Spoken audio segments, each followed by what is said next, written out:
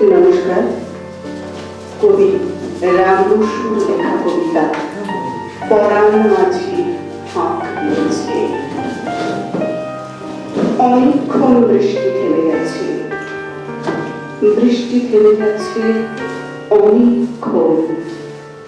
ফুটো জাল থেকে আর জল গড়িয়ে পড়বে না। খোকাকে শুইয়ে দাও, খোকাকে শুইয়ে দাও। তোমার বুকের ওম থেকে নামিয়ে ওই শুকনো জায়গাটায় শুইয়ে দাও। গায়ে কাঁথাটা টেনে দাও। অনেকক্ষণ বৃষ্টি থেমে গেছে।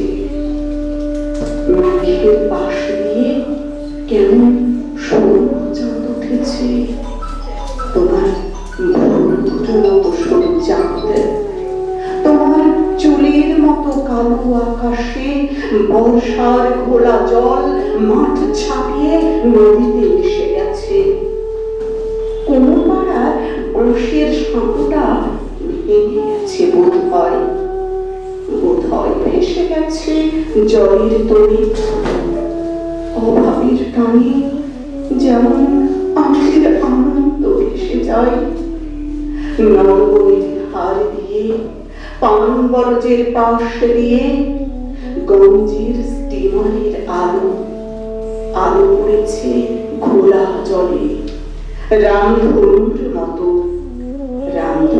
মতো এই রাত্রির বেলা ধান ক্ষেত ভাসিয়ে জল পড়ায় নদীতে স্টিমারের তলায় আমাদের অভাবের মতো, ঠিক আমাদের কপালের মতো।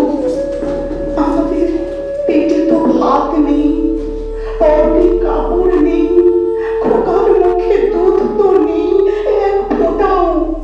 তবু কেন এই গঞ্জ হাসিতে উছলে ওঠে? তবু কেন এই স্টিমার শস্যেতে ভরে ওঠে? আমাদের অভাবের নদীর উপর কেন ওরা সব নজরকে উড়িয়ে যায়? শোনো, বাইরে এসো। বাঘের মুখে পরাণ মাঝি হাত দিয়েছে। শোনো, বাইরে এসো। ধান বোঝাই নৌকো রাতারাতি বেরিয়ে যায় বুঝি। খোকাকে শুইয়ে দাও। বিমলার বউ শাঁখে ফুল নিয়েছে। এবার আমরা ধান তুলে দিয়ে মুখ বুজিয়ে মরবো না। এবার আমরা প্রাণ তুলে দিয়ে অন্ধকারে কাঁদবো না। এবার আমরা তুলসী তলায় মনকে বেঁধে রাখবো না। বাঘের মুখে কে যাও? কে? লণ্ঠনটা বাড়িয়ে দাও, লণ্ঠনটা বাড়িয়ে দাও। আমাদের ফাঁকে রূপনারায়ণের স্রোত ফিরে যাক। আমাদের সড়কিতে কেউটে আভার ভরসা হয়ে যাক। আমাদের হৃৎপিণ্ডের তাল তামার মতো ঝড়ের চেয়েও তীব্র আমাদের গতি।